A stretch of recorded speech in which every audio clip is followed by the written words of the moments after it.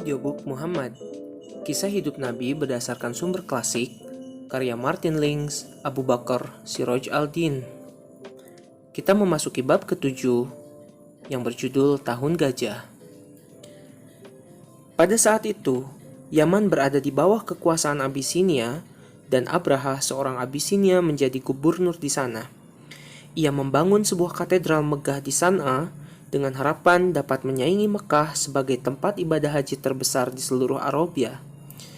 Ia membangunnya dengan pualam yang diambil dari bekas istana Ratu Saba dan menghiasinya dengan emas dan perak.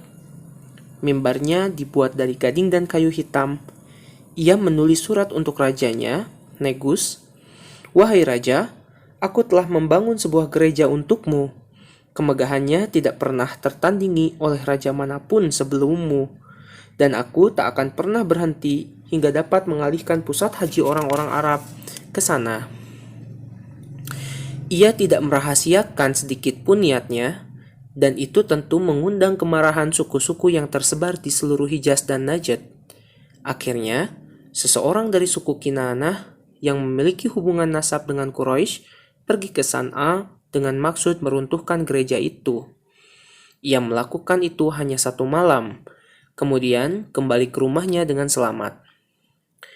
Ketika Abraham mendengar itu, ia bersumpah akan membalas dendam dengan menghancurkan Ka'bah sampai rata dengan tanah.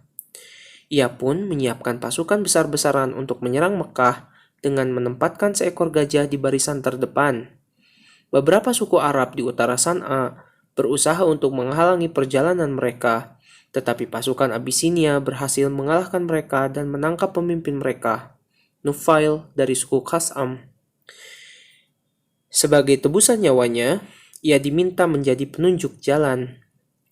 Ketika pasukan itu sampai di Taif, orang-orang Sakif keluar menemui mereka. Orang-orang Sakif khawatir Abraha keliru menghancurkan kuil mereka, Al-Lat, karena dikira Ka'bah. Mereka segera menjelaskan kepadanya bahwa ia belum mencapai tujuan. Mereka juga memberi penunjuk jalan untuk mengantarkan pasukan tersebut. Meskipun telah memiliki Nufail, Abraha menerima tawaran itu. Tetapi penunjuk jalan itu meninggal dalam perjalanan, kira-kira 2 mil dari Mekah, di sebuah tempat yang dikenal dengan Mugamis, dan ia dikuburkan di sana. Belakangan orang-orang Arab selalu melempari kuburan itu dengan batu. Bahkan orang-orang yang tinggal di sekitarnya tetap melakukannya hingga sekarang. Abraha berhenti di Mugamis dan mengirimkan pasukan berkuda ke daerah pinggiran Mekah. Mereka merampas apa saja yang mereka temukan di perjalanan dan mengirimkan hasil rampasannya kepada Abraha, termasuk 200 unta milik Abdul Muthalib. Quraisy dan suku-suku lain di sekitarnya mengadakan pertemuan dewan perang. Mereka memutuskan bahwa percuma saja mereka melawan serangan musuh. Sementara itu, Abraha mengirimkan seorang utusan ke Mekah untuk menemui pemimpin mereka di sana. Ia berpesan bahwa mereka datang bukan untuk berperang, melainkan hanya ingin menghancurkan Ka'bah. Dan jika ingin menghindari pertumpahan darah, maka pemimpin Mekah harus menemuinya di kemah pasukan Abisinia. Sebenarnya tidak ada pemimpin resmi untuk semua suku Quraisy. Setelah seluruh hak-hak istimewa dan tanggung jawab kepemimpinan telah dibagi antara keluarga Abduddar dan Abdul Manaf. Tetapi, sebagian besar masyarakat Mekah beranggapan bahwa pemimpin mereka adalah orang yang secara de facto memang mengemban fungsi kepemimpinan.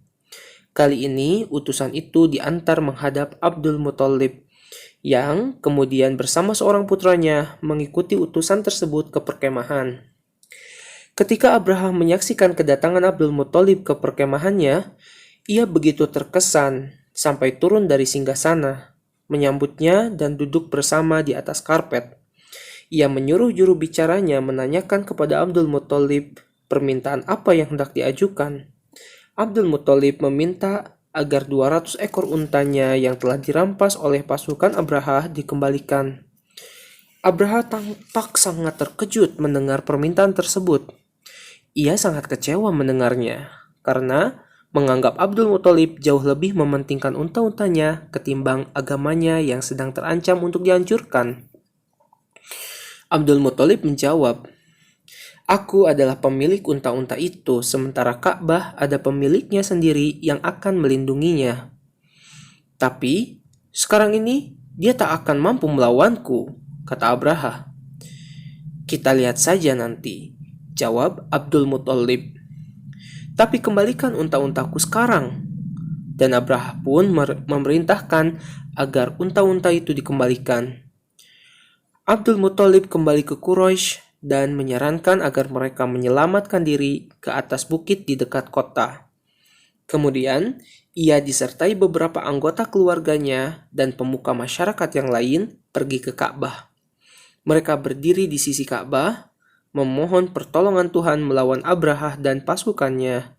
Ia sendiri memegang cincin besi di pintu Ka'bah dan memohon, "Ya Allah, hamba-hambamu melindungi rumahnya sendiri.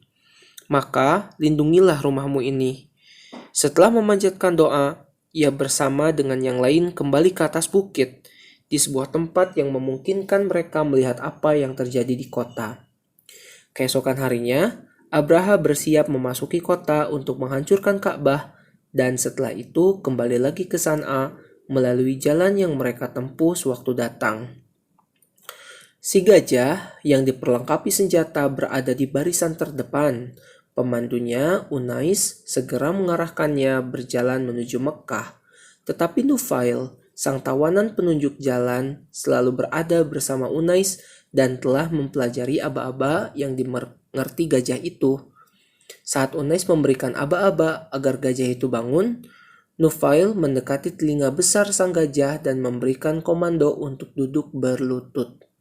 Dengan sangat mengejutkan dan mencemaskan Abraha dan pasukannya yang lain, gajah itu pun perlahan-lahan kembali berlutut ke tanah.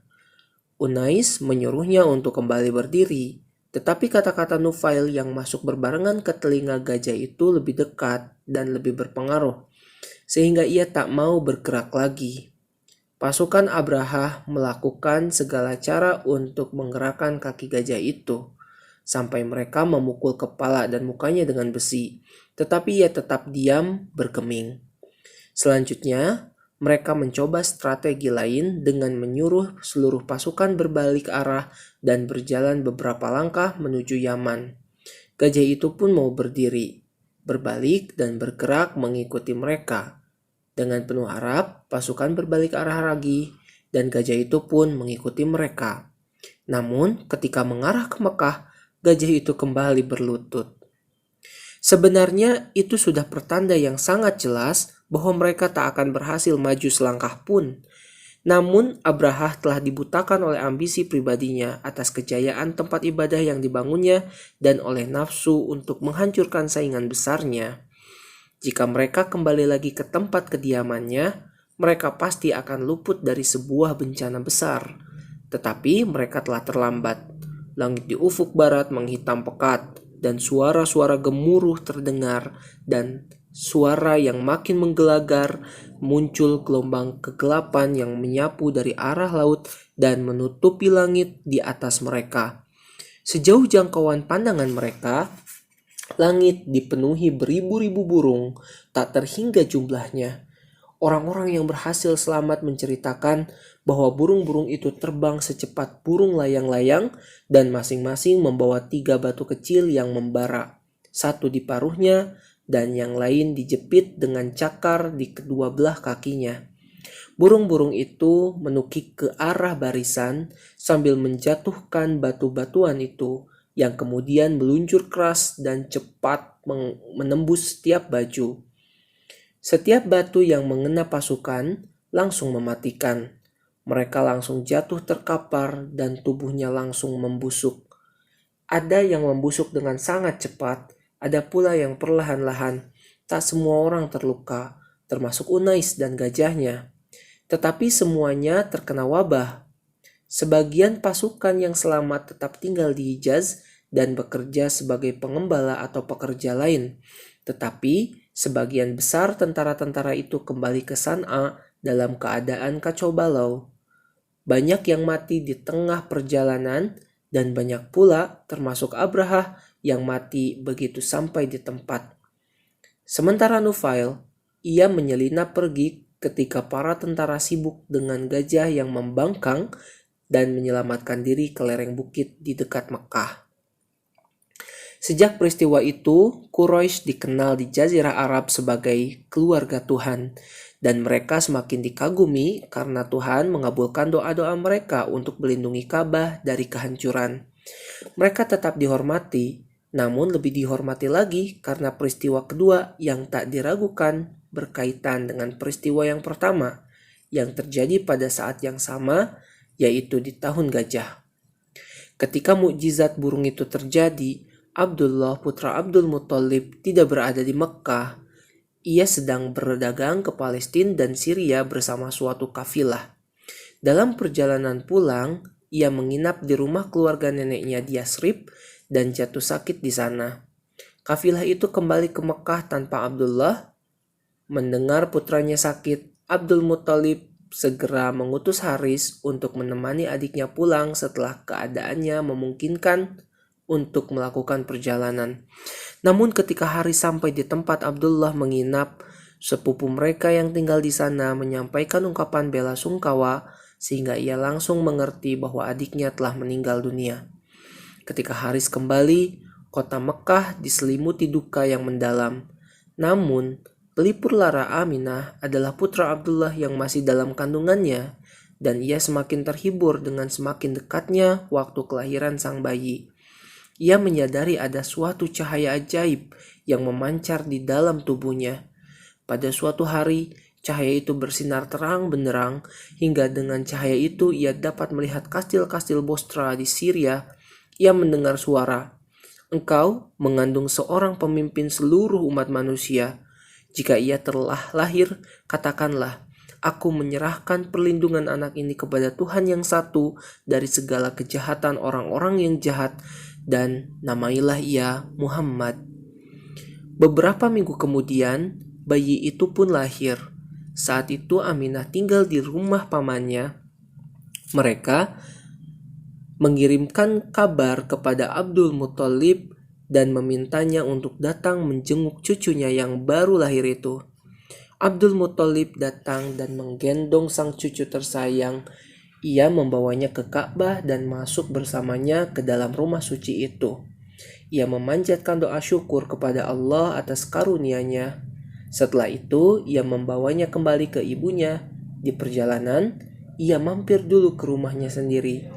Ia sendiri belum lama dikaruniai seorang anak laki-laki dari sepupu Aminah, Halah. Putra bungsunya itu telah berusia hampir 3 tahun yang ketika itu telah menanti di pintu rumahnya. "Hai, ini saudaramu, ciumlah dia," katanya kepada putra bungsunya itu, sambil mendekatkan sang bayi yang baru lahir itu kepadanya, dan Abbas pun menciumnya. Itulah akhir dari bagian bab ke-7, dan selanjutnya kita akan memasuki bab 8, Padang Pasir.